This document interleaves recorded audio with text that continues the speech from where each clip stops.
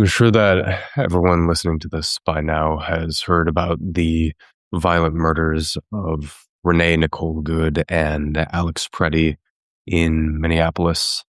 It's no secret that this is the city that I called home for just shy of 10 years, and it still and always will hold a very special place in my heart. And to be away from it now, living in another part of the country, as they mount a pretty massive resistance to the siege of ICE, has been challenging on a number of levels. But what I want to achieve today is different from our regularly scheduled programming. In an effort to avoid centering ourselves or how we personally feel about everything going on, we're going to keep the introduction minimal. No plugs. You know how and where to find us and what we're all about. Instead, we'll go over some free and available resources for how to protect yourself on the magical and the practical level, both from ourselves and from trusted practitioners. We'll be keeping the tone of this one a little more serious as well, as much as humor has been our joy and our way to connect with you all and dissolve some of the barriers of performative authority within the culture. Today, we're going to shift the focus to clarity of information, efficacy of resistance, and straightforward delivery. As to not lose our footing, we're only a month into 2026 at the time of recording, and so far, federal agents have shot and killed Silverio Vegas Gonzalez, Isaiah Sanchez Barboza, Keith Porter, Renee Good, and Alex Preddy. ICE was also directly responsible for the deaths of Jamie Alanis, Roberto Carlos Montoya Valdez, and Jose Castro Rivera. Gerardo Lunas Campos, Luis Gustavo Nunez Caceres, Luis Beltran Yanez Cruz, Paradila, Victor Manuel Diaz, and Herbert Sanchez Dominguez were also killed or allowed to die while in ICE custody. It's important to note that ICE has historically and continues to regularly, quote unquote, release individuals from their custody shortly before their deaths or when they're facing health crises or illnesses, which allows them to avoid counting these individuals in their official reports. Both the American Civil Liberties Union and the American Immigration Council believe this death toll to be much higher. With all of this, what Black, Brown, and Indigenous communities have been facing for years without end, regardless of the party in power, spilled out into the mainstream by showing that no one, regardless of race, class, or privilege, can assume that they'll not be targeted by a regime eager to deploy its own brown shirts against any and all people that would oppose it. Magic is and always has been dangerous precisely because it flattens hierarchies of power. So let's not be shy to use it. And in addition to robust mobilization and resistance to protect ourselves, our loved ones, our communities, and those most vulnerable and most likely to be targeted, Black, Indigenous, people of color, LGBTQ people, women, immigrants, those without a home or without a house or without status.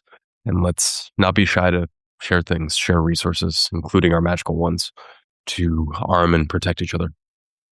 Let's seek real power on individual and collective fronts over and above performativity and mere feelings of empowerment. With all that, fuck ICE, fuck the feds, fuck the cops.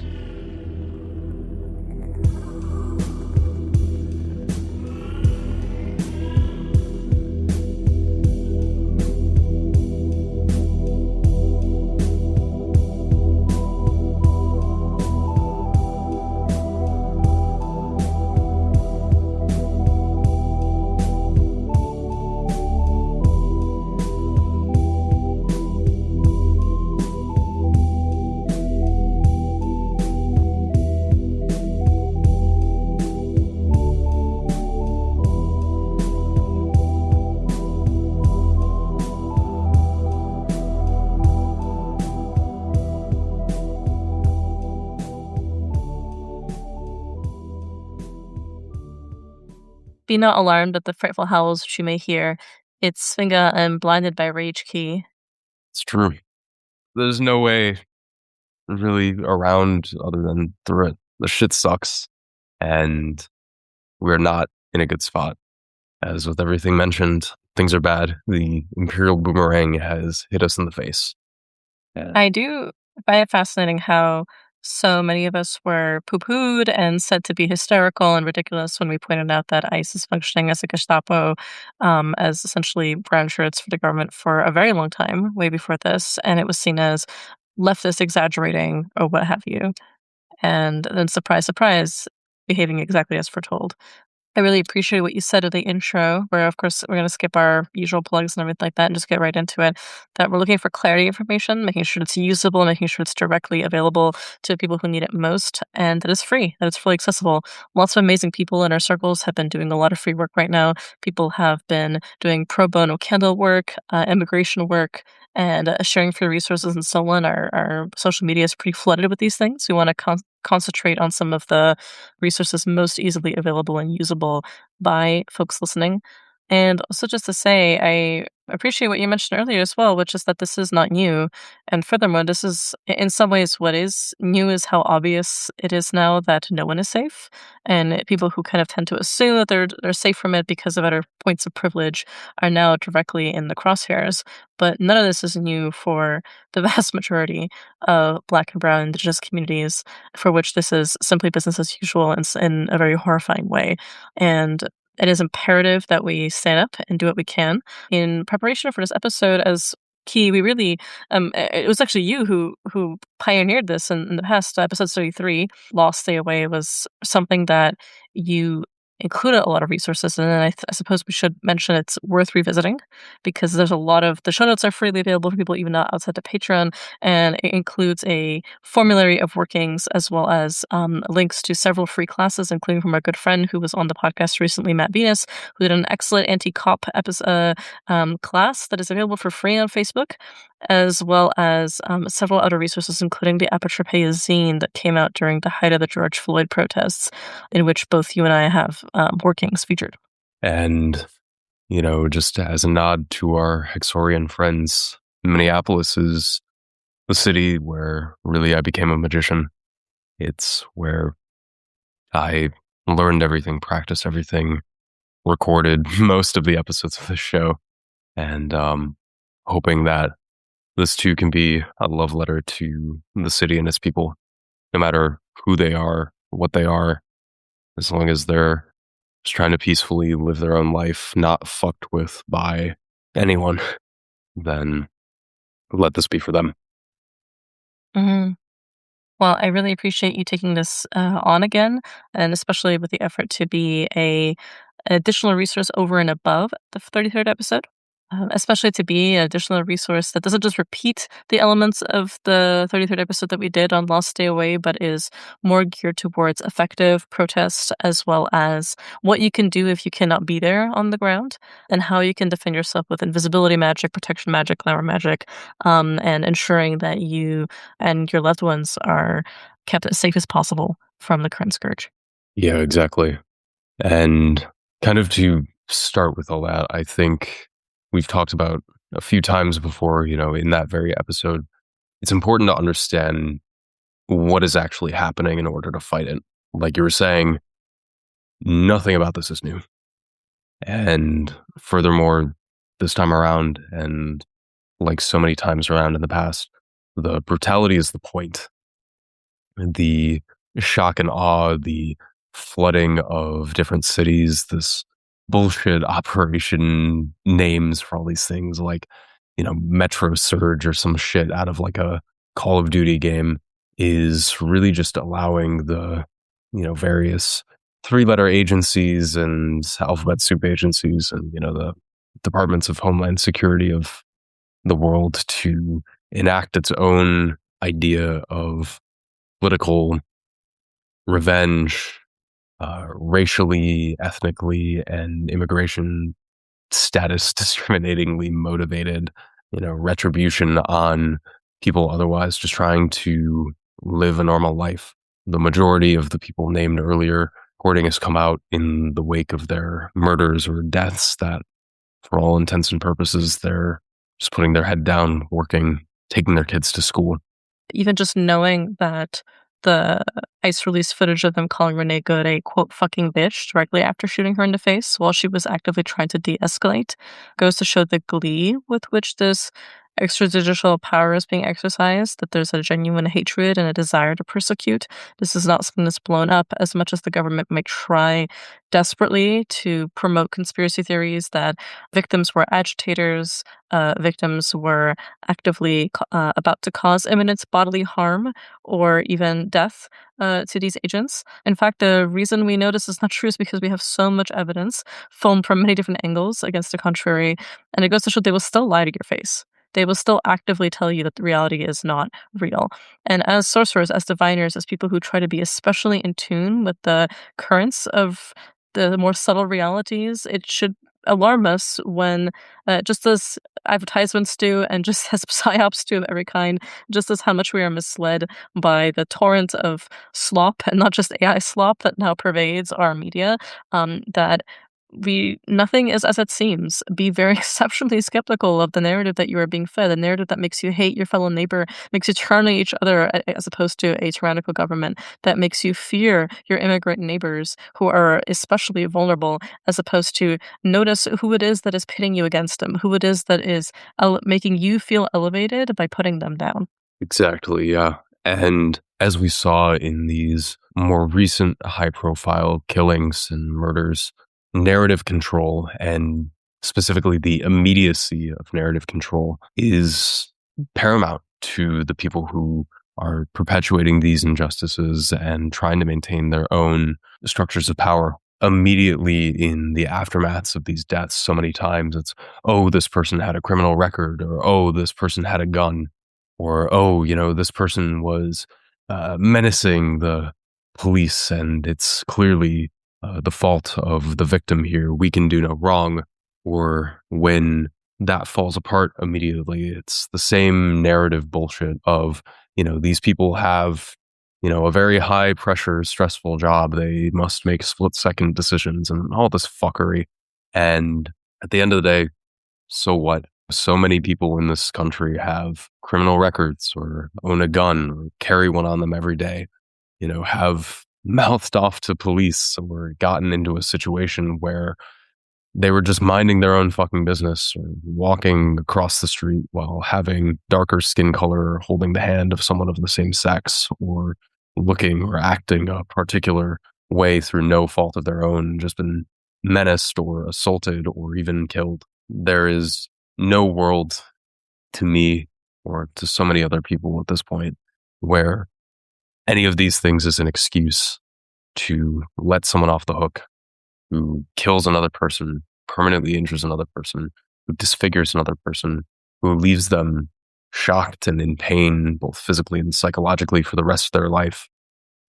The state monopoly on violence that has been afforded has been an inch out of which many miles have been taken. And these structures of power only reify themselves. I think there's a lot of political theory that you can apply to this situation. As we began, I mentioned the imperial boomerang. It's any empire that uses draconian tactics to suppress its colonies and conquered peoples will eventually turn itself on the imperial core. And there's, a lot of commentary. I think of Daniel Immerwahr's How to Hide an Empire, although the degree to which this empire was ever hidden is one that I strongly disagree with him about. But the level of violence, the level of brutality, the way in which the authoritarian has claimed power and will perpetuate itself at any cost and use those looking to feel powerful, to seek out some meaning by claiming authority or acting with authority because they're the ones who can kill, they're the ones who can maim without consequence over others, is fueling all of this. So it's important to know what you're looking at. It's important to know that you are being lied to constantly by the state, by the government on every level, by any amount of media to report is to have an agenda. And so being able to discern truth, being able to have clarity, the ability to have literacy, both mundane and magical, with the latter constantly needing to augment the former in this increasingly complicated landscape is a hard field in which we find ourselves. So to dive into magical techniques for our first point, knowing what you're looking at, enchanting to see the truth, to help others see the truth, to move those who have been deluded or simply wish to delude themselves out of a comfort of position, of privilege, of inherited authority that is not yet earned or has been rejected or maintained only through violence or the threat thereof. Helping people to see through any means to either rip the band aid off or to gently take by the hand and guide back to a place of reality is up to your discernment, the discernment of your spirits, and being able to take things case by case and really listening and amplifying as opposed to spouting and adding more noise to something already so loud. I really want to also highlight that in preparation for this episode, we came across this excellent resource on Instagram by the account at the Financial Diet called the Anti-Performative Ice Resistance Guide. This is really about what actually helps, is kind of the tagline. We'll link it in the show notes, but I wanted to provide a brief oral summary for those listening. The first tip that they really give before we get into all the magic stuff is what can you do practically, right? And the first is to fund the work because, as Key was saying, ICE enforcement succeeds because people can't afford lawyers, and the legal system is very much geared against those who find themselves in a legal battle. It's draining, it's expensive. It often is intentionally drawn out through long legal battles to whittle down the people who can't afford paying a monthly retainer. Yeah.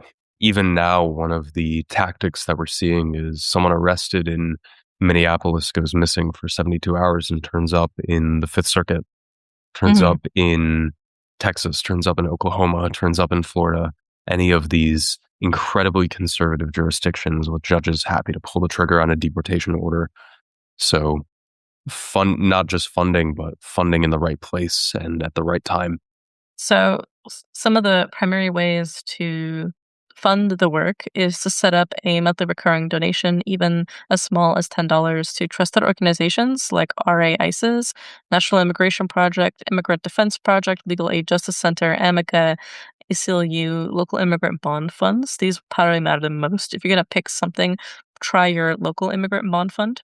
And to prioritize legal defense and bond funds. And to make sure that this help continues even after this work disappears from the news cycle. Showing up offline in material ways can also include childcare, giving rides for families attending hearings, translation support if you're fluent, court accompaniment such as quiet presence and documentation.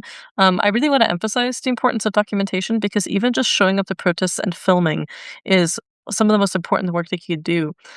Many of these murders would have just been buried in the news cycle. We wouldn't even know people's names had it not been for the fact that they were filmed from multiple angles, and the government still tried to spin it as if they were the aggressors.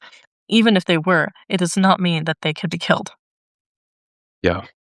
I think with all of this, a narrative is always being spun, a story is always being told, just to center the humanity of the people involved, like not to think of what's going on as an abstraction of here's a state enacting violence upon its subjects to, here's a theory of anarchist criminology, as much as I love it, it's always to go back to a pro social and a pro human thing. What does any of this matter if, your neighbor's going hungry because they're afraid to leave their house? What does any of this matter if your neighbor's kids aren't going to school because they're afraid that someone's going to be at the door looking for papers? Absolutely. Another thing to do to help those being persecuted is to help them from yourself.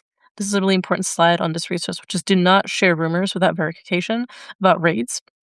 Do not post locations, schedules, or identifying details of protests or people. Do not pressure undocumented people to tell their story for virtue signaling or for clicks. What you can do is always ask, does this increase the risk of someone vulnerable? And to default to privacy over visibility.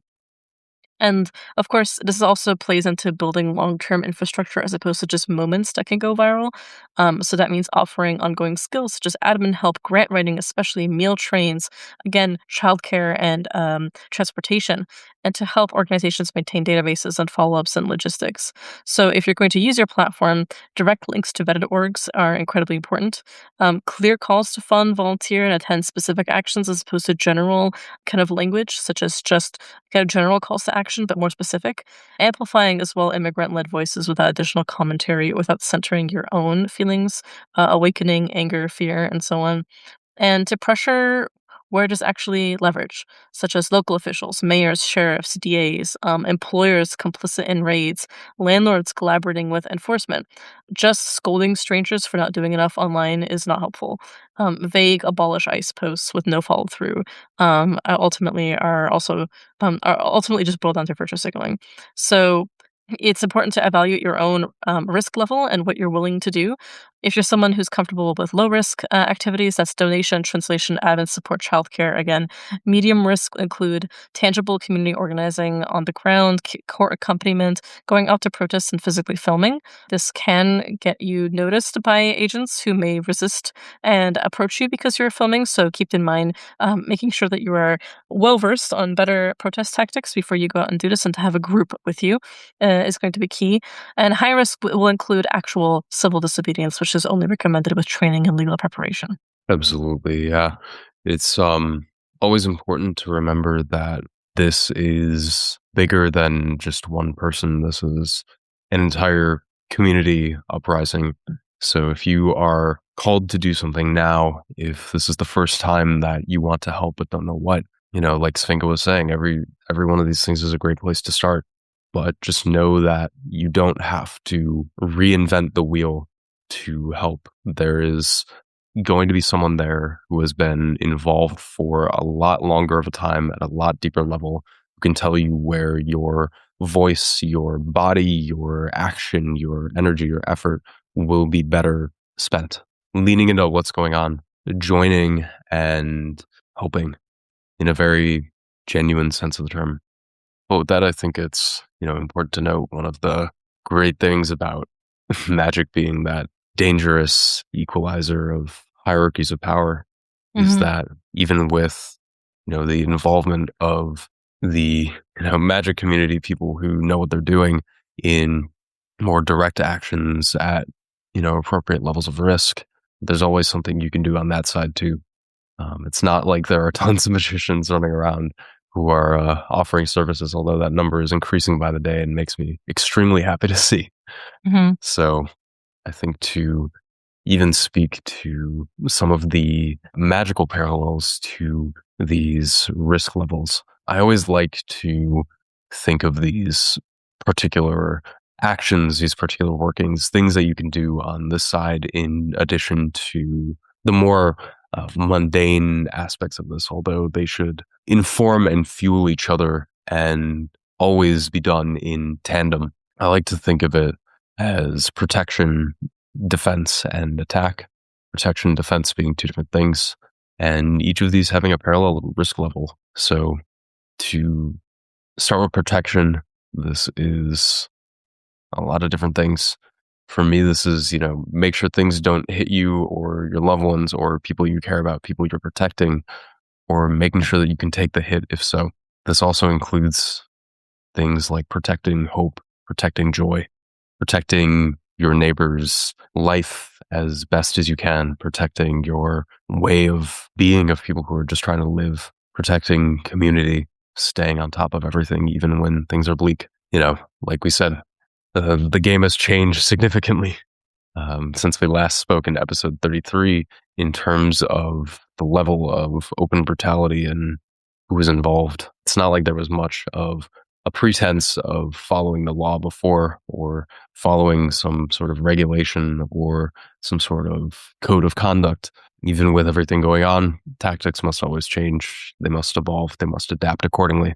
Some of the easiest ways to do this protection work is making sure that all of these things that Sfinga mentioned earlier, these campaigns, these causes, these funds are getting the donations they need, getting the supplies they need, getting everything they need, taking things that are already circulating and doing that media magic, making sure that they go viral, upping the exposure of people who want exposure, people who want things to circulate and that are doing a lot of good, getting messages out and making sure that they go far and wide into the people who need to hear them.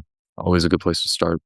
I wanted to actually mention that some of the most essential protection work may not even look like protection work in this case. For me, it's been doing prosperity and fertility magic for these causes. Doing kind of effective prosperity sorcery, picking a local organization, such as a specific defense fund, and pouring like luck magic onto them. This is drawing, for example, kamiyas of Mercury or the sun onto them, putting the third pentacle of the sun over this particular organization, regularly lighting candles on top of it, petitioning angelic powers, saints, benefic spirits, especially those that could be called to protect. St. George, St. Michael, for me, for example, especially. I am going to, later on in the episode, also just give various different examples of workings that can be done with different saints for this matter. This is going to be primarily from an Orthodox perspective, but there's plenty of available resources out there for you, for those interested in a more Catholic perspective as well as those who are polytheistic and pagan and are less interested in Christian forms of magic. Feel free to adapt some of these notions and for the justice bearing protective deities of your practice. So one thing that I always think about in this case is sharing resources, right? Like boosting your local soup kitchen, boosting your local defense fund, actively putting down like powders of prosperity, of attraction, of blessings, of financial growth at these places, at your local buildings, at your at the offices of pro bono defense attorneys and so on. Those who get, or both government ones and private ones, that specifically go out and actually help people who are needing to be reunited with their children, needing to be reunited with lost family, that help and do work for immigrant communities. Even if you cannot go out there and protest, there is so much you can do just to continually bless and add more juice, as it were, to these locations. We're releasing this episode on the 1st of February, so we release every second Sunday, but the 31st of January actually was the feast day of two very important saints, one on my calendar, on the Serbian Orthodox calendar, one of which is very famously Athanasius of Alexandria. So Sveti Athanasia, he fought against Arianism as an exile under Constantine, Constantinus II, Julian, and Valens, and was persecuted by many other authorities.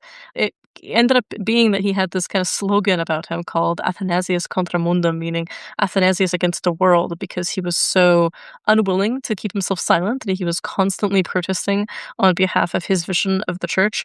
There's plenty of folklore about him as being someone who wrestles with devils and is able to kind of charm them and ward them away. He's a patron of apologists and he protects against persecution.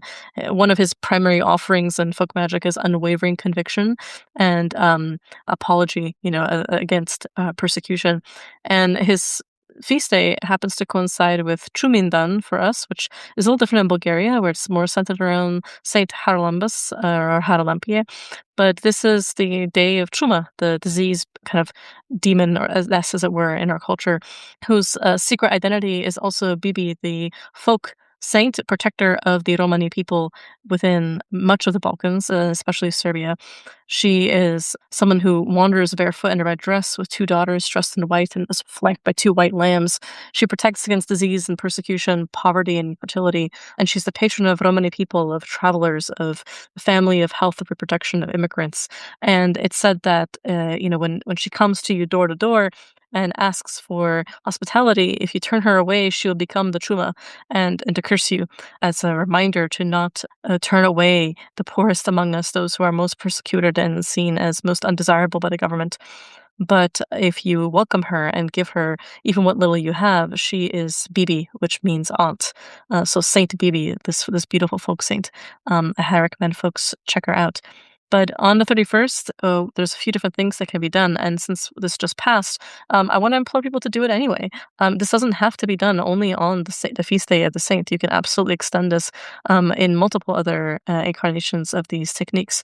With Athanasius specifically, I wanted to share a technique that I shared in my class at Salem Witch Fest in 2025, which was called In Her Tears All Burning. This was a workshop really on Orthodox folk magic that can be done for protests. And I want to share some from that class here, specifically one working with Athanasius, which is to dedicate a lamp to him on his feasts and any calendar, or even now, if you'd like to start today, a day afterwards. Take oil from this lamp and light a lamp from the flame of a candle, burning it from his icon, or when you begin this practice, and empower it by adding to it a Eucharist received on this day. You can feed it basil, rosemary, and bay leaves, burning each herb directly into the flame and allow the debris to collect. You can strain it on his feast or on the feast of the Annunciation, have a mass set over it, and use it to anoint windows, doors, lids, hinges, the hands and feet of allies, especially those going out to protests. You can write Athanasius cross, like the plus sign, contra plus or cross mundum, on the bay leaves with the paternoster on the reverse in ink, anoint with oil and keep it in the clothes or the shoes of protesters, where you can crush it and add it to dusts and powders for protection, so you can always slip free of arrests, just as he was always able to slip free from the arrests no matter how many emperors tried to persecute him. Alternatively, you could also write this on white linen and tie it around the ankles of anyone out to protest and fumigate it with an incense blend. And really, if you're, again, modify this with other spirits or deities that you work with that are known to be especially slippery and are able to get out from persecution or to able to overpower and outwit those who would otherwise capture them. And modify this kind of technique to include any particular materia that is especially good at releasing binds or lock-picking materia. I'm sure, Key, you can speak a lot to the different kinds of plants that achieve that. For me, hedgehog is an incredibly important spirit for opening locks. So hedgehog quills or materia from hedgehogs are incredibly important to me for any work that has to do with escaping authority or escaping locks and being bound. And dirt from under which a hedgehog would burrow is especially important for this. But really, what you can also do is dirt from anthills. There's a oral charm that I really favor that you may have heard, which is Kuliko Murva Tuliko Brava, which is however many ants, that many locks. And you say this while burying decoys or protective amulets or even things that, like, for example, if you're spreading a powder around an important soup kitchen, for example, and you're saying that to empower the powder to be successful, you can say this, however many ants, that many locks, while also adding a bit of that powder later on to an anthill to say, as many ants that exist here, may they lock away this work that I'm doing and keep it protected. Keep it fertile. Make sure that it cannot be undone. Make sure that it continues to multiply as the ants do. So there's a lot that you can do there as well. Another one that I just wanted to add as well from that class was actually one with the prophet Elisha, the successor to Elijah, which is specifically done when you're sowing millet. And this is great for protection as well. So if you're anointing yourself with things, or if you're incorporating millet into financial workings or blessings or even protection workings, especially in protests, or to keep your community safe, if you're sowing millet around the perimeter of your community, around your postal code, around just kind of where you live to prevent agents such as ICE from coming in, you can say, Kada činjenica ho prosto pokupe, onda da nam uzmu kismet. Which means when the evildoers pick up this millet, only then can they take our wealth. And feel free to say it in English. When the evildoers pick up or count, like vampires, right, counting rice or grain on the ground. When the evildoers count or pick up this millet, only then can they take our wealth. Only then can they take our prosperity. Only then can they take our sanctity. The whole notion of this is that it's impossible to count it all. So just keep spreading it around in a perimeter, as you would sacred salt, for example. And you can call upon Elisha, for example, who's a saint that we often work with for sowing millets and protective charms. We say Alice or Yelise prosose, meaning Elisha, sow millet, over and over again when we're doing this. So feel free to say that if it's comfortable for you in English, or in Serbian if you're comfortable with the pronunciation. Elishe prosose. Again, all these techniques will be available in the show notes if you'd like to read them out loud. Distribution around the environment and the protection of the work in this way is always something that I found hugely, hugely helpful. And even in the city of Minneapolis, it's so much due to the influence and advice of these very charms, a lot of stuff of mine is still buried around.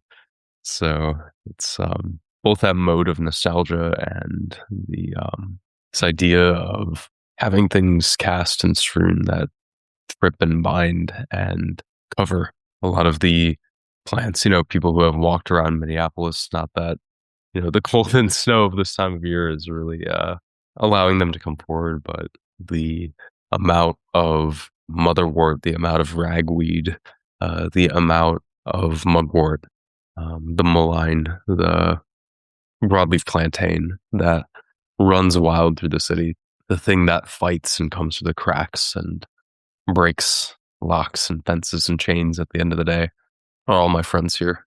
Yeah, absolutely. So, in addition to blessing your community with protection, we'll be setting up some stakes, of railroad Mm. track, railroad spikes, or nails, or even just protections in the form of certain kamias around your neighborhood. Some typical like firewall protection type stuff in the hoodoo and conjure tradition, around important lampposts, or even tying ribbons that have petitions for protection against like around important landmarks and lampposts, for example, which is something that I really enjoy doing. Um, and boosting again with financial and prosperity work from the privacy and the safety of your own home. Certain organizations that you really want to maybe collect dirt from and create little pots for and continually bless from afar. What are some other ways to kind of keep it simple, keep it small, keep it identifiable? For protection specifically for you. Yeah, there's a lot you can do. I definitely want to point people back to the resources from episode 33 because that is a lot of specifics. But classic of herbs in the shoes, of tokens with your spirits, apotropaic charms, just the piece of wood of the patron tree kept somewhere on the body. Something I wanted to bring up this time around with how incredibly online these protests have been, for lack of a better term, in that everything is filmed, everything is public, is we all want to show up to any hardship just dripped and decked out to the nines with different talismans and things. But my recommendation is nothing identifiable. You do not want to stand out in this particular way. Also, just being careful of, keep it small, keep it to something you can carry in a backpack or pockets. I advise against jewelry that can be grabbed. Anything like long necklaces is avoided if possible. Um, Mhm. yeah, really just keeping belongings safe, things like this, blessings on the items beforehand that they won't be lost or damaged or stolen, that the cameras keep rolling, that the phones keep going. I've heard from people protesting in Minneapolis and a couple other cities that the federal law enforcement people are using devices like stingrays and other electronic countermeasures to keep track of people. So normal operational security stuff applies there. Just really making sure you're on top of your game. With protection as well, I find that keeping things distributable and finding ways to share the blessings um, is always great if you are going with a willing group of friends to protest or an action or something. Blessing them beforehand. Please do not be that guy who is just throwing powders at people or asperging people as they're walking by without their consent or their knowledge of what is going on. Yeah, yeah, yeah. This is a horror story that I've heard about happening. Please don't do that. Totally. But you can, let's say, in addition to like making sure things are unidentifiable and that you're not wearing anything outwardly noticeable, you could make, for example, something that you could all wear, even like socks that you could just like literally frankly boil in the same tincture. Like as in like a spiritual tincture, like a spiritual wash for protection, like so that your feet are always swift and you're able to escape when you need to. If you could make bandanas, ordinary black bandanas that you do the same thing with. You could draw seals on the inside. This is just to say that like there are ways to be discreet still, and there are ways where you could even bless this thing to be like we're all going in together and we're all coming out together. And if you're not gonna be boots on the ground, which frankly, I'm just assuming most people are not going to be. It's going to be a small percentage of a percentage, right, that are going to go out to physical protests just for their own safety. Think about ways you can do this for keeping your neighborhood safe. Yeah. I'm really fond of this notion of like these like strips of cloth that you can do petitions on, or they can mark and tie petitions for protection into. You could even tie knots. So you like literally knot different Yeah. prayers into them. Let's say a set of 9 knots where you just whisper important protection prayers or psalms into. I especially love Psalm 65 and 70 for this kind of stuff, and then just like tie them to important places or demarcate an area around your neighborhood that you really want protected. He can also set lights for people protesting, for those slain, for those who need hope. You Yeah. can absolutely do work for those that you know are going out to and will need protection. Martial pentacles for protection over them. Set the solar pentacles for evading custody in jail over them. Create like business cards and flyers. Like I love the idea of just like creating a bunch of properly done and inked solar pentacles, specifically for the ones for protection against being captured and held in custody. That would be the seventh pentacle of the sun for freedom from bondage or restraint, as well as the sixth pentacle of the sun for invisibility. And what you can do is just like make a bunch of them, consecrate them properly on a Sunday, and just throw them around. Like put them in different places. Just be like, this is and just note on the reverse, like a business card, right? On the reverse, be like, this is for protection in these ways. Take one for free and put it in your wallet or in your phone case. Yeah. And that way you just give a bunch of properly done pentacles to a lot of people, just easily done on card back. Buy a bunch of blank business cards and just make a ton with like gold ink, for example. It's not like the most, beautiful made on proper gold, but just do it anyway. And be like, just hand them out to important places, to co-ops, to offices, and be like, this is a lucky protection charm to keep you safe in protests, like, or out when you're out and about. Take the one, put in your wallet. And there you've already done a lot of work to help without necessarily endangering yourself. Absolutely. The distributed talismans, the pamphleting of art was always a favorite technique and really remains one. Even distributing kind of gonzo style magical how to guides, leaving them around at different Mhm. places is always fun. And I've had some entertaining encounters that came with those, and people actually started doing the things that they entailed. So that's, again, always a possibility. I think anything like this, helping people who otherwise would not feel some sort of hope or the ability to spread this joy and security, both genuine and the sense thereof, to others, is deeply helpful. Really something to protect while still on the theme is hope, protection against the feeling of existential dread and doom, and protection against the meat grinder that is the bureaucracy that's being thrown at people and that people are being thrown into in turn. I was talking to another magician friend about this recently, about, almost this meditation of Trinity of faith, hope, and charity, where what is a good way to cultivate hope really quickly? Go do charity. What is a good way to get people to do charity? Have hope. What is a good way to get people to have faith? Show them charity, show them hope.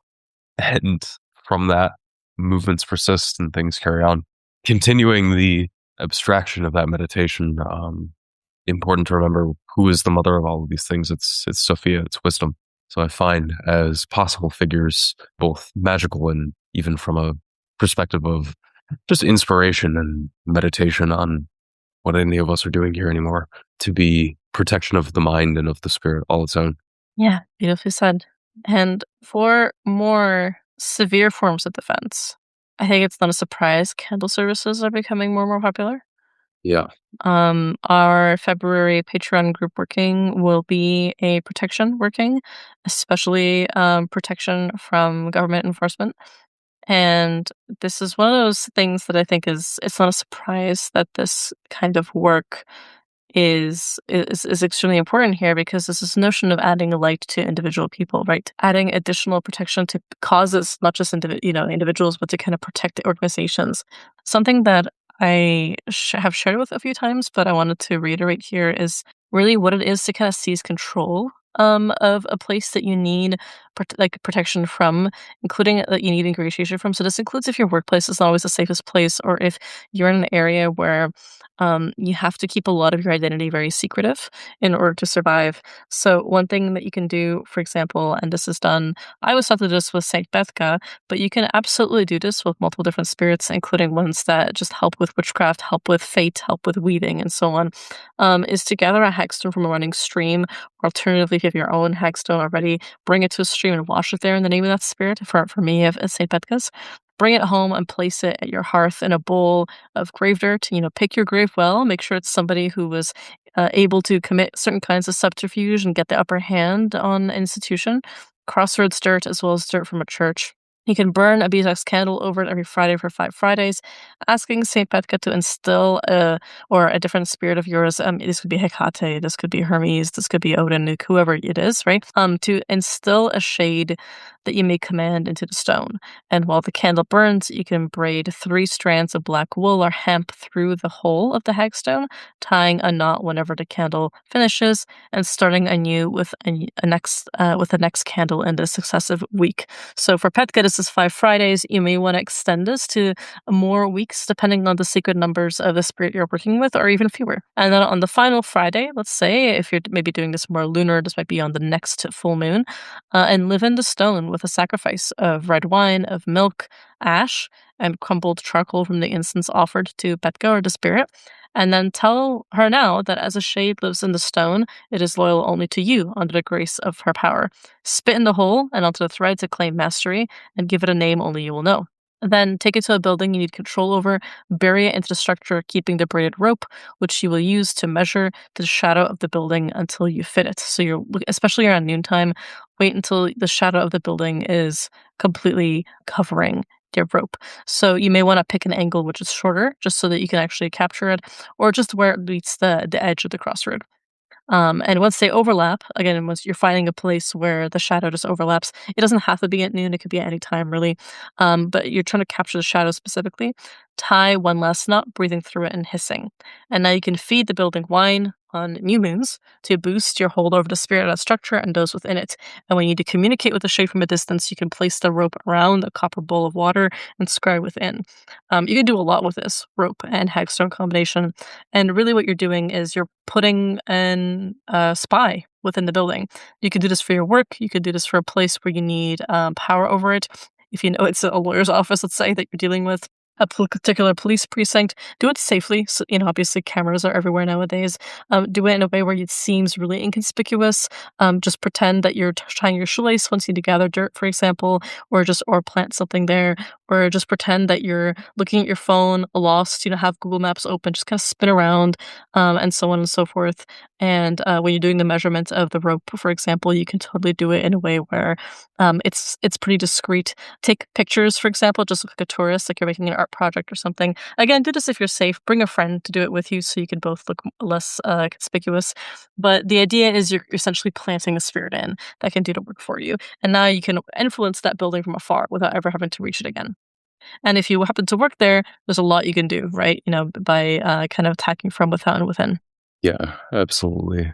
I love the capturing of space technology in that way Mhm. and just using the environment against what's going on there because the world will always be bigger than any one person in it. And I wanted to share this again. These are techniques that I shared in my class at Salem last year, just because I think you can modify them, right? These are not these are partially inherited in the sense that some of these techniques come partially from what I've been taught, and also just me adding onto it with other techniques that I've learned over the years, or trying to make them a bit more accessible. So these aren't quite the way that I learned them, although the oral charms are like they're accurate to exactly how I received them. But the techniques are also my own invention and kind of my own playing with some of these concepts to make them more accessible to people without necessarily revealing like lineage secrets or ways that I was taught. But I'm trying to make this as accessible as possible and not quite as specific to certain orthodox techniques that I was taught, so that people can really match this with spirits that they already work with. I always want to emphasize, especially in times like these, this is about reaching out to the spirits that you know respond when you call them, that you know you have a relationship with, that you know and have proven themselves to be reliable. Not about making brand new pacts with new spirits just because they're shiny. Like, I think a lot about the notion of, we had a great discussion about this recently in our Patreon Discord, but our Tata actually, Jesse Hathaway Diaz, was sharing some saint lore and some notions of syncretism in the channel, and something that came up was this, was something that I really hold fast to, which is don't pick your saints or your spirits based on like what they patron. I'm interested in anti-gossip work, so I'll pick a saint that's famous for dealing with anti-gossip work. Pick the saint or the spirit that you already have a relationship with that will happily silence the lying, slandering tongues of those who speak out against you, right? This is the one that you already have a connection with. Key, I think you and I have shared quite a few times on the podcast now that like a spirit that we have continually, or deity, that we've continually turned to in moments of need has been Aphrodite ever since our experience with her. And including for things that have nothing to do with stuff that she technically patrons or that you'd find under a list of what she patrons, but it's because she's someone that we have a relationship with now. I go to Saint Cyprian for almost everything, no matter what it is, prosperity, protection, domination, absolutely everything, because I have a relationship with him. Saint Petka as well. She's been important to me since I was a child. And so I have a relationship there that I can clearly call upon. So when I share like this could be a patronage of under the spirit, it's one thing to use their day or their feast as like a catalyst to get closer to them, or because they're powerful in that day. But otherwise, like if you're just inspired by and know of a spirit in your court that would respond very well to a similar acts of charity or protection, go with them first and maybe take some of these techniques that I'm trying to like not necessarily water down, but just expand in a way that they could be more customizable and use it with them. Just to, really emphasize, use, talk with, and converse and be in dialogue with what you know first, and then expand from there. To use the example of Minneapolis, like that city's got some cool spirits. Wax poetic about the magic of that place could be an episode all its own, but just the knowledge that this is not a unique phenomena to that city or any city, any place on earth will have spirits that care, will have spirits that want to help, will have spirits that are marching in protests just alongside you and watching everything all the same. So to go back to that defense, the setting of lights has become a trend that I think is really smart this time around. Like, I'm very happy to see that it's happening because it's a very versatile form of candle magic to affect change at a distance, and can really be done for anything, because it's just prayer plus that power, that ashe, that força, that chi, whatever model you want to look at it under, whatever force that you have the ability and training and willingness to transmit to enact change. I think it's a way to offer a lot of bang for not so much buck, especially with all of that consideration of the environment and who you know and what they can do with their unique, abilities and flavors of approaching all these problems. Yeah, especially because fighting ice is one thing, but it is a symptom of a greater, deeper rot within the culture, within the system that is acting exactly as intended. Because this hegemony its roots are not just politicians and not just the police, right? Not just these moments of fire and terror on social media. This is in the actual everyday experience of people who turn a blind eye, who are okay with this as long as it's not happening to them. And it's not enough to do this work because we're scared it could happen to us. It's enough to do it because it is already happening to somebody else. Exactly, yeah. The humanity of it, the pro-social aspect of it, just the basic empathy to see and say and do something about, this is fucked up, this shouldn't go on any longer than it already has, is for both of us and for so many more, motivation enough. So empire speaking plainly and the actions being so blatant, like I was saying, tactics evolve, and this time around certain things have a little more bite, and we've seen them to be effective. The thing that has made ice, the thing that has made specifically the agents who are enacting this violence frankly shit their pants more than anything else, is the threat of being known. Mhm. The threat of being able to have them take accountability for their actions. We've talked quite a few times the show in these more politically inclined episodes about what does it mean for the state in any of its forms to have a? On violence? We're not saying on the podcast, go do violence in turn, because that will probably get you in a tricky spot pretty quickly. But the nature of developing consequence for action and having that mimic a severity, like we've talked about in the ACAB episode before, what is the chief ingredient of the anti cop oil? It's the threat that what happened to Derek Chauvin is going to happen to you. So you killed someone and you had consequences for your actions. So one of the places where I'm pointing a lot of my own magic for this right now is the support of unmasking bills, the support of federal legislation, state legislation saying that no one's allowed to be secret anymore. No one's allowed to be anonymous anymore. Not on Not when you can use the violence. We have to be able to point to who's doing it. The amount of fear and resignations and threats thereof that have, leaked out of fashy ICE Telegram chats and all the like about, what happens if they have to pull down that stupid fucking tube that they put on their faces and point to their badges with is huge. So it's a place to start. Yeah. And I guess that goes right into attack, right? How do you hit back?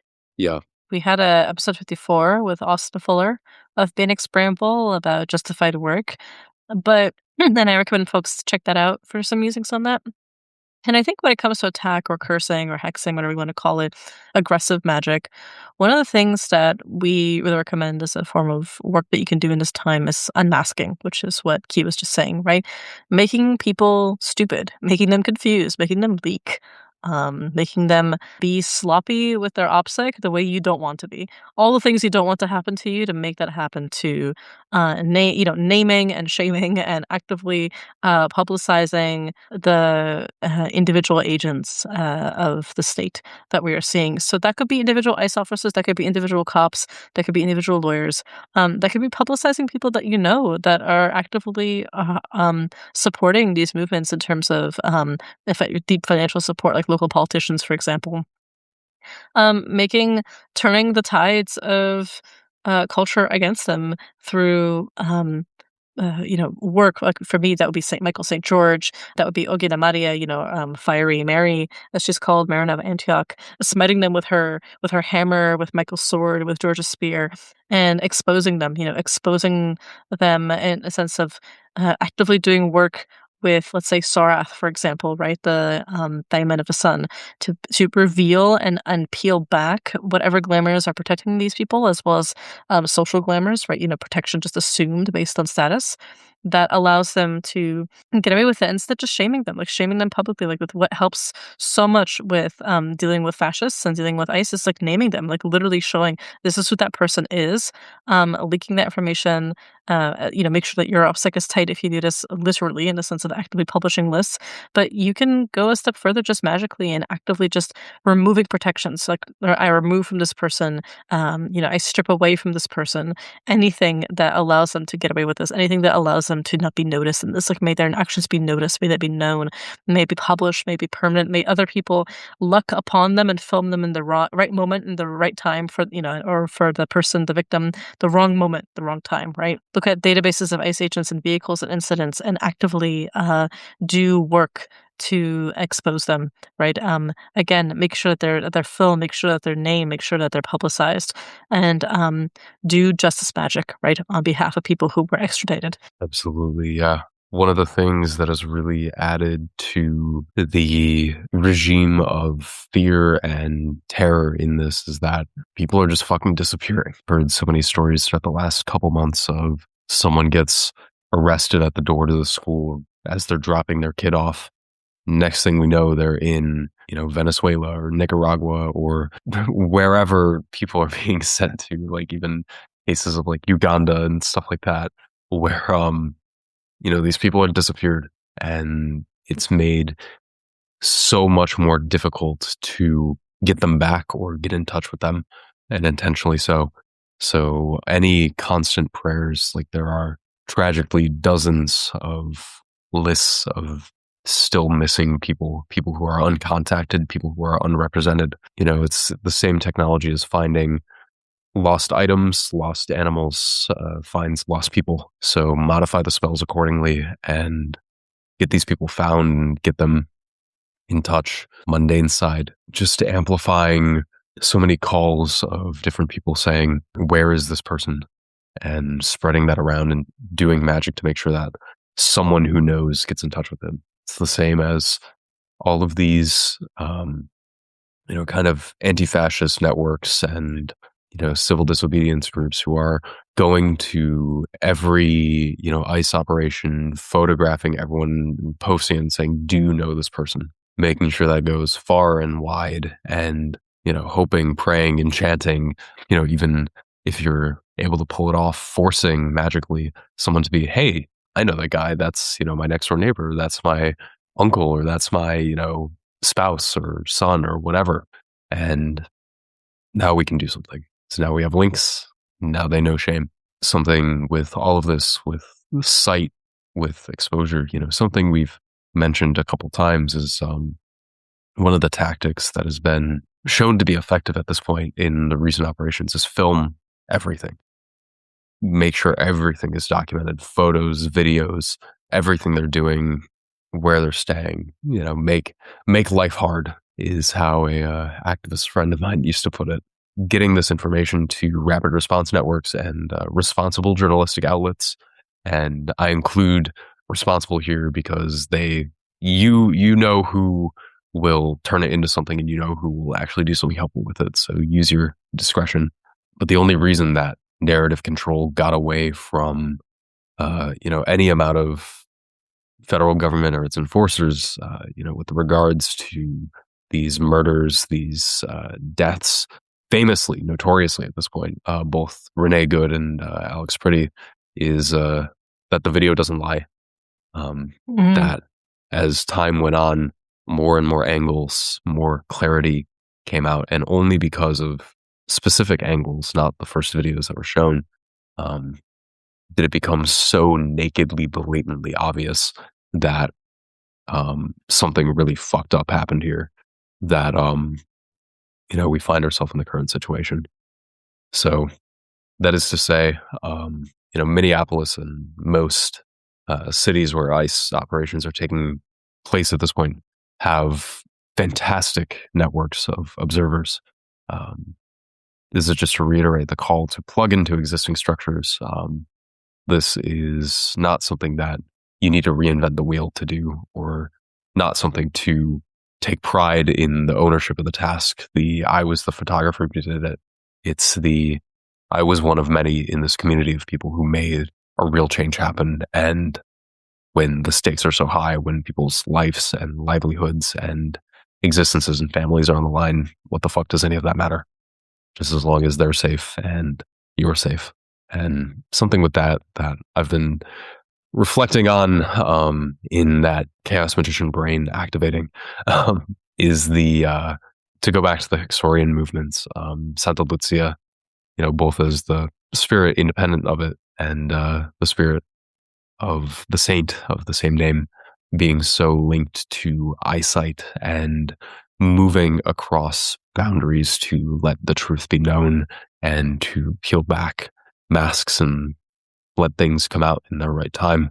Um, this is a fantastic way to be thinking about this magic of let there always be eyes to see in the right place in the right time. Let there always be the eyes that know what to look for and how to translate what is seen into what others can then see and do. Blessing cameras, blessing observers, blessing journalists. So many things can be accomplished by, a camera that presses record at the right place at the right time. Doing those offerings to the city itself in the style of the Hexorian movement, or offerings to the road in any tradition, or offerings, to your feet, to your shoes, to those of others, just to be right place, right time. And the ability to get out safely is one of what I'm finding to be the most effective entry points for direct activism and making sure that things are actually hitting home. Beautifully said. Think one of the funny things to do as well is let's do some blessing for those people who, out specific ICE agent says, "Hey, the guy who shot the person in that video is my uncle." Or, "Hey, that that situation was caused by this specific person at this time in this place." All of that's good. Happy to, both carrot and stick this shit. Absolutely. I think a lot about an herb that I work very much for protection is garlic. And garlic, not just because of its antibacterial, anti-inflammatory, power, as well as the classic notion of its smell and its um, healing properties being really good against vampires and other kinds of restless dead. It's one thing if you want to do some spicy magic and summon up the restless dead and use it to attack. I think our work in the apotropazine kind of relates to that. It's another thing to protect with the very herbs that repel them, and I think about garlic a lot because there's this function that it has where its bulbs, its individual clothes form a bulb, and that bulb is protected by a paper thin skin. And in a lot of folk magic that I'm trained in, this is a representation of the soul, the coherence of the soul having many pieces that can be broken apart and need retrieval and protection, but ultimately is kept together by this skin, which is in some ways a representation of our incarnation, right? This is the fragile existence that we bear when we're incarnated and yet is so essential to us. And there's an oral charm that I've shared before in Serbian, Ti mene čuvaj od nokta, a ja ću tebe od svakog zla. You protect me from fingernails, I protect you from all evil. It's from the perspective of garlic speaking to you, right? You protect me from fingernails, I protect you from evil.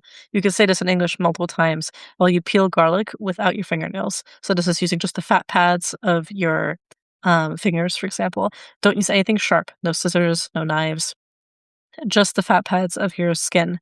While you do this, you can take the skin now and burn it as incense, apotropaic incense, or use the cloves themselves for protection, naming each or baptizing each as a different member of your community, as a different neighborhood in your town, for example, or as a different part of your life, such as your money, your success, your love, your marriage, your relationship, your spiritual practice, your connection to this one community or to this one particular organization, your job, and use each then bury them in different places or use them in particular workings, dry them out, or even cook with them in offerings and so on. But the skin can now be preserved and used in protection powders. And that way, you can also use this for organizations, right? You can name it for different bulbs. I love it. I love hanging up ones, looking very Eastern European that way, just hanging from the rafters. But I really like this oral charm, and I recommend it to folks if they'd like to use it for keeping coherence necessary, keeping things cool, keeping things calm, right? Making sure you're always one step ahead by not losing your head. Absolutely, yeah. I think with all of this, the management of heat, the curation of the head, the knowing when is an appropriate time is always important. If you are going to war, if you're going to fight, know that, being in that mode all the time is something that a lot of people have to do, but you'll quickly find it's not the most sustainable way to do a lot of things in life. So, kind of going back to the protection elements, protecting yourself and those around you by making sure that you're good. Classic, adage of make sure you're putting on your own mask before you put on someone else's. Sometimes you can all put on your mask together and it can be one big party. But at the start and end of this, making sure that you are protected, that you may protect others. Well, I love the way that you've kind of centered the right place, right times offerings at a city, as well as illumination aspects for protecting those who are most vulnerable, again keeping them out of the light and keeping other things in the light. What would you say, just in your experience, especially because you do a lot of political magic and you do a lot of work, especially a lot of on behalf of protesters and different causes, and you've done a lot of like actual on the ground protesting and boots on the ground type work. What would you say has been the most effective for you in this work? Whether you're staying at home and you're helping from afar, or whether you're there in person, like what have been like the things that you return to time and time again and have found to be like integral to your practice? One of the main things that I've mentioned a few times in this episode, but return to time and time again, both for like the boots on the ground activism stuff and the magical side of the activism is don't reinvent the wheel if you don't have to. There are ways that, you can support things that already exist. There are ways that you can help others for whom it is more so their place to lead these things, although perhaps not by their choice or um, even their willingness, leaning into existing community, leaning into stuff that's already going on. Wielding is perhaps too strong a term, but going along with and augmenting the existing forces that are there, the forces that are enacting change, the paths of least resistance that the land, the city, the people have shown themselves to follow toward the direction of the good. This is where I start more explicitly magically found that really making sure that you are on top of your own protection, making sure that you can essentially move through a crowd unimpeded, appear and disappear at will with invisibility stuff, but the whole time be not just watching but documenting, to be present in a enduring and preserving way, not that places you into the spotlight, but places what's happening in the spotlight, places not you in the camera lens of, oh, I'm at this protest, but here's what we're doing. Look at the absurdity of what we're fighting against has always been important. Divination, time and time again, as all magic things that we go back to, also applies here. Um, Giving counsel, giving advice, giving your own counsel, informing what you're doing. Again, some of the right place, right time stuff. If you're someone who's good at divining location, probability of events happening, go with that. And if you're not someone who has a skill yet, now is a real good time to cultivate it. Mhm. Ultimately, too, it's another point of ethos that informs the work more than the work itself. But all of the magic that I'm doing for these things is ultimately on behalf of someone who is at risk of whatever bullshit's going on. It always goes back to people. It's not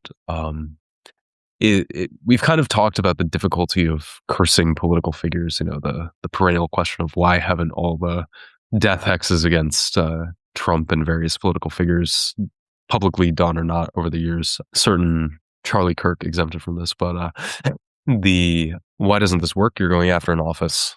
Offices are big. Offices have weights of state and land behind them too. So look at what's effective. Look at people you can help and prevent your own work from becoming an abstraction. It's a lot better to do magic for, blessing the salt at the soup kitchen you're working at for health, fortitude, perseverance, strength, all of these good things as you throw it into the pot, than it is to, be sitting on the roof of your building at 3 in the morning, lighting, 21 piles of gunpowder and calling certain demons to go after certain people, which, is fun. Been there, done that. But former of the two was just a lot more at the end of the day. Yeah. And with all of that, the same thing in your direction, what have you found over the years to be helpful? All that, like, being really, like, baring your teeth, not shying away from aggressive magic, in whatever form that takes. I like this kind of subterfuge element of really taking down the individual players. We talk a lot about, like, what is local, like, what is manipulating the local kingpins, like the mayor or the office of, like, the chief of police and so on, like, really naming them and targeting them and using magic to ruin their reputation, to bring them down, to bring them low, to change them, boosting those that you wanna elevate, even if they aren't the most ideologically pure, just because it's effective, because it will do something, because it will change something. Um I think a lot about, actively doing necromancy, soliciting specific shades, specific spirits that are powerful in this way to do this work for you. Doing a lot of pro bono work on behind the scenes without and to brag about it without saying that you're doing it, without like making a big advertisement or a fuss about it, but just actively helping communities, including those most vulnerable, from detection, making invisibility talismans for those who need to avoid the law, because they're undocumented, because they're unhoused, looking for people who need work and making sure that you're doing a lot to help them find work, helping people who need to have their marriage visas processed faster, to work with bureaucracies faster. One of my mentors in magic does a lot of work for immigration, especially for undocumented people. And I learn a lot from him every day when we talk, and I see just how much effort he puts into that, despite having a full time business as a sorcerer, as a brujo. He's actively working for his community to make sure that they are receiving the care that they need, especially at a low discounted or even free rate. So, in exchange for just a penny, for example, just to kind of, because that exchange can kind of cleanse some of the ties, right? Or making sure that it's done in exchange for donation to an important resource. So for me, I think a lot about just being really like toothy, Yeah. uh, having your claws out, like not shying away, or on the other side of it, just being really explicit, like not just vague blessings for like a social movement, or like a curse against ICE as like a as an organization, or like blessings for my community to prosper, but like actively like naming things, like naming the land, like going out and planting things in the land, or going out and actually blessing like local organizations or particular bail funds, like made us go viral, made us go out and spread into the winds, like made us spread with this millet, and made us be buried under the locks of the anthills, protected, made us work be protected, creating a jar and just adding more and more names, and blessing them continually, right? Like making sure that essentially whatever it is that you're doing, you have maybe even a community shrine that you build up to be like, this saint, I'm going to get their statue or their icon or something like that. And I'm just going to set up a little shelf somewhere that is community work, even if it's just lighting a tea light for each person, even if it's just adding a name to a jar that you shake, even if it's just lighting one beeswax candle, like one of those little like Orthodox slim ones for each person. Maybe it's just setting and oiling up and adding to a petition and asking the saint or the power or the spirit that you're working with to multiply everything that you're doing under them. So, like, even if your effort is not like the greatest, most giant working for each individual person possible, but just to say, like, as I put this effort to you, multiply it with, by your cause, by your justice, by your sword. Doing direct action that way magically, in addition to the kind of more practical tips that we shared earlier, or even just money magic so people have more to donate to these organizations, or that this organization reaches greater growth. Like I find angelic beings and saints to be especially helpful for this, because they're more prone to take on like big causes. So just like working them really hard, and being like, this is working various Marys and being like, mother, these are your children, like protect them. And you can go at it from so many different perspectives, including different spirits of almost any culture, um, of any culture imaginable, can be petitioned for this. I'm just using a kind of broader Christian framework as a starting point, but feel free to take this and run it in any direction that you seek. So, like for me, it's been like not particularly a technique, but more an approach, which is name specific things, be explicit about who and what you're helping and how you're helping them. And if you are full of fire and anger and rage right now, and you want to direct that to some exposing oppressors work, absolutely. And if you are just looking to kind of cultivate safety and protection and money and funds, make invisibility charms, make simple things that can be again put in phone cases, put in wallets, make enchant coins, like literally enchant and inscribe coins with protection work that you didn't add to people's pouches, or have people carry them in their pockets and so on. Just name them as basic good luck charms. People will take them. People will keep them. You don't have to explain what the magic is. Just is do like this the sigil of the intelligence and the spirit of sun, for example, on some of these, and enchant them, or just go out of your way to like just know you can do more than you think. And again, I love the idea of creating little community shrines where you could just be like, add more. You could create an outdoor public one that you can just have people start adding more flowers and more bouquets to, and eventually more resources, more 7-day candles. Like, get a big statue of a spirit people are going to be comfortable seeing in public, such as, let's say, the Virgin Mary, and just start making an effort to really mobilize people. Magic is a powerful force, and this is a great time as any to use it to defend what matters most. Absolutely. And very well said.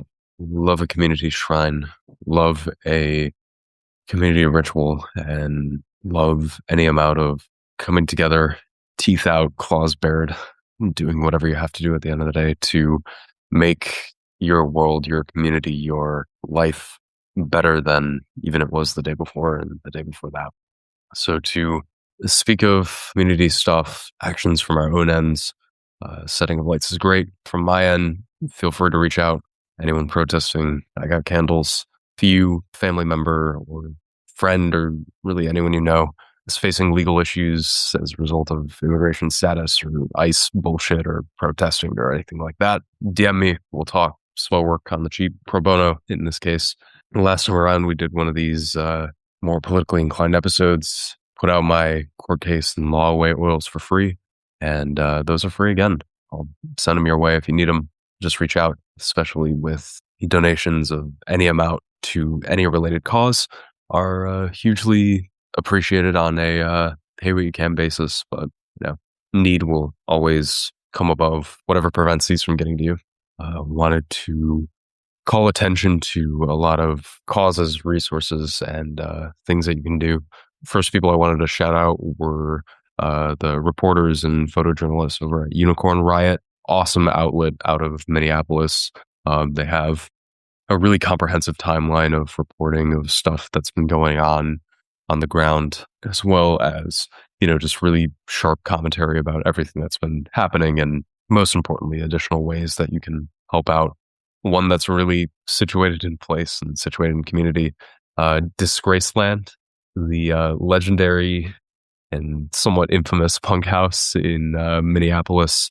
They're doing a lot of stuff for their community right now and the community at large, pointing people in very direct action-y directions. So if that's your thing, go hit them up on Instagram. And then Ice Watch is another one. They have tons of resources, really comprehensive list of just specific people, specific GoFundMe, specific bail this person out as soon as possible type stuff. So go help them out, and really oft repeated, but call your reps, call your government, call your city, call your state, call Senate, House, whatever, and ask them to, along with the panoply of other shit that they should get for imposing any of this and being silent on it before, specifically a mask ban for ICE that is enforceable on a federal level. That is the thing that, in my mind, will make people the most hesitant to pull out a gun or to menace someone on the street or just to do some random fucking act of violence that ruins someone's life. So that's something I'll be doing a lot of esoteric shit toward as well, that I'll be discussing in the Discord. So if anyone is interested in helping out with that as well, let's talk. Beautiful. And I'll be supporting you in a lot of that work. I did not myself offer services publicly beyond divination, but for a lot of this work that Key will be employing in these efforts, I will be lending my assistance to him as we collaborate on, I would say at this point, probably almost 90% of the magic that we do. Yeah, absolutely. So it'll be great. And, all things stronger together. So as we close out, just, mentioned it before, but a huge shout out to Matt Venus over at Spiritus Arcanum for that Law Keep Away class. It's free. Go check it out. It's treasure trove. And, shout outs to our friends over at the Cauldron Black, the Death Witch and Jackie, who are doing candle services for people and all sorts of amazing work and activism. So go check them out. Go support them. Help them out in the fight too. 100%. And links to all those resources are also available in the show notes of episode 33, which are available on our website with cunningcommand.com, where you can also see Key's court case and law keep away oils. Yeah, totally. Reach out. You know where to find me. As with those oils, any and all money from them anyway goes to some cause. It gets donated as an ingredient of the oil itself. Really just, if you don't have the funds right now, reach out. You will have this oil if you so wish. Or even just make a donation to literally any particular resource that is fighting the good fight right now. We mentioned a few at the beginning of the episode, right? Especially like bail funds and these kinds of things. Send us proof of the donation. You'll have the oil. if you did something for the National Immigration Project, for the Immigrant Defense Project, for the ACLU, for the Legal Aid Justice Center, any local immigrant bond fund, like I said, send us proof, a screenshot of the nation, and we'll make sure your name is entered into things, or just send us your name in general. Like, it's okay. Do what you can. But we will be doing work this February for our patrons as a part of our kind of monthly Patreon group working for protection against the law in this way. Feel free to contribute your name to it. You don't have to donate necessarily to us, but please do donate to any of these legal funds and more. We will certainly be divesting our own resources in that direction as well. With that, our Akashic records for the day are a little bit of music to reflect the current mood over here at Frightful House headquarters. First track is The Dicks, famous hardcore band out of Texas with a very famous and infamous frontman dude, but their song Bourgeois Fascist Pig is a classic. And we also have another hardcore band, Propagandhi. The only good fascist is a very dead fascist. Great name, great song. My Kosh record for today is specifically the Hugel remix of Bella Ciao. Famous partisan song, excellent anti-fascist song in general. This is some more of a techno mix for it that I really like. It's also, lovingly used as a leitmotif of the Spanish Netflix series La Casa de Papel, or the Money Heist. Great soap opera, really fun series. And that's my record for today. And for today, our license to depart is breaking from our usual format of a incantation or prayer, but it's really something that moved us both when we saw it.